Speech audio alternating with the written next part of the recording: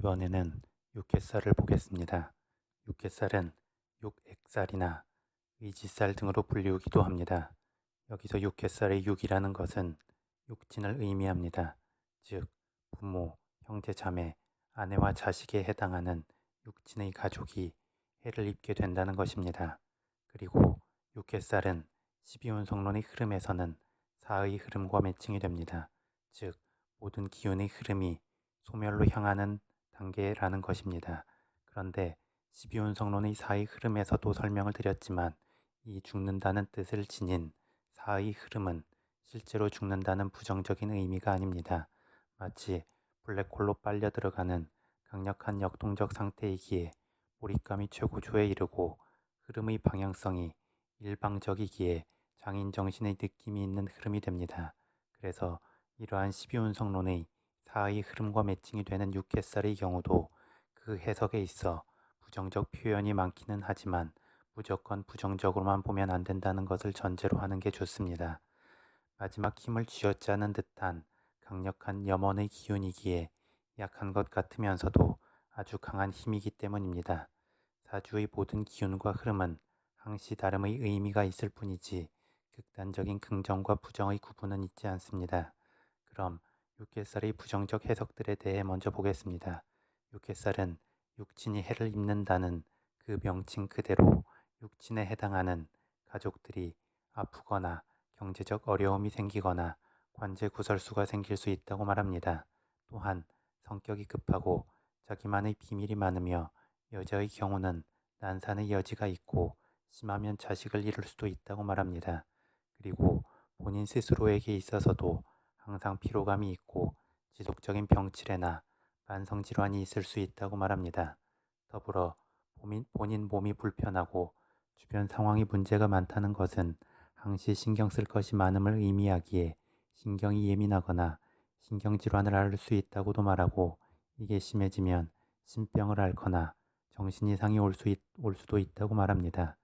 게다가 육해살은 기준이 되는 지지의 삼합 기운이 거의 마감되어 가는 시점이고 12운성론에서는 사의 흐름에 해당하는 만큼 죽음을 앞둔 마지막 생명력의 발산의 시점으로 보기 때문에 잔병치레나 지병이 있어 허약하기는 하지만 역설적으로 성욕에 대한 탐심은 더 커질 수 있다고 보기도 합니다.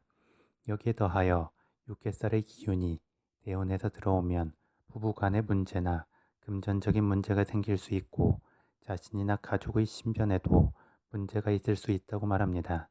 한편 육개살은 지게의 지게대에 비유를 하기도 합니다. 지게의 지게대는 지지대의 역할을 합니다. 그리고 무언가를 지지하고 있다는 것은 힘은 들지만 어떤 근간의 역할을 하고 있다는 의미이고 무언가를 지지하고 있는 그 포인트에는 강력한 에너지의 집중이 발생됩니다. 그래서 육개살을 주춧돌, 기도의 힘, 장인정신 등으로 연결하여 보게 되는 것입니다. 이는 12운성론에서 볼 때에 양간에서 죽음에 해당하는 사의 기운이 음간에서 탄생에 해당하는 장생의 기운으로 연결되는 것과도 맥락을 같이 합니다. 즉, 기운은 양에서 음으로 다시 음에서 양으로 순환하듯이 삶과 죽음도 순환하게 되고 그렇기 때문에 삶과 죽음은 맞물려 있는 것이기에 죽음은 결국 또 다른 시작이 되는 것입니다. 그렇다면 결국 육해살의 기운은 무조건 부정한 것이 아니라 그 기운의 특성에 맞는 소명이 있다는 것으로 해석하면 좋습니다. 그래서 누군가를 지탱해주고 누군가를 위해 기도하고 염원해주는 직종 또는 사회 속에서 조용히 주춧돌의 역할을 하는 직종 등에서 그 강점을 드러낼 수 있습니다. 예를 들어 사회복지사나 심리상담가, 종교인, 간병인, 환경미화원, 장인정신을 발휘해야 하는 기술 전문가 등이 이에 해당합니다. 사회의 근간을 이루고 누군가의 삶을 위해 주춧돌을 놓는 것은 결코 나쁜 것이 아닙니다. 기운의 특성에 맞는 역할일 뿐입니다. 따라서 육개살에 해당하는 기운적 특성이 사주에 있다면 과하게 먼저 사심을 부리기보다 봉사하는 느낌으로 살면 오히려 자연스럽게 풍족함도 따라오게 됩니다. 그리고 육개살을 지지의 위치에 따라 다음과 같이 해석하기도 합니다. 육개살이 연지나 월지에 있으면 자신의 본가를 떠나 다른 집의 양자로 가거나 아니면 부모 형제와의 인연이 박하거나 아니면 종교에 귀의하여 세속의 인연을 끊을 수도 있다고 말합니다. 또한 육개살이 일지에 있으면 부부 사이에 애틋함이 없고 각자 따로 놀거나 각자의 종교 생활에 더 관심을 둘 수 있다고 말합니다. 그리고 육개살이 시지에 있으면 자식의 신변에 문제가 있거나 자식 덕을 보기 힘들고 자식이 종교에 귀의할 수도 있다고 말합니다. 한편 풍족하게 살고자 하면 육개살의 방향을 항시 정결하게 유지해야 한다고 말하기도 합니다. 이는 육개살의 기운이 모든 일의 근간이 되기 때문입니다.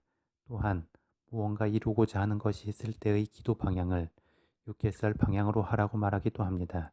이는 그만큼 육개살의 방향이 기도의 힘을 강하게 모아주는 역할을 하기 때문이기도 합니다. 더불어 급박하게 도움이 필요하거나 자금의 융통이 필요할 때에도 육개살의 방향이나 육개살의 기운에 집중하라고 말합니다. 이는 육개살이 빠르고 집중적인 힘이기도 하고 의지할 수 있는 지지대의 힘이기도 하기 때문입니다. 이처럼 육개살도 다른 살과 마찬가지로 그 나름의 특성만 있을 뿐이지 무조건 부정함만 있는 것이 아니기에 그 특성을 이해하고 적절히 필요한 처세의 방법을 찾으면 될 것입니다.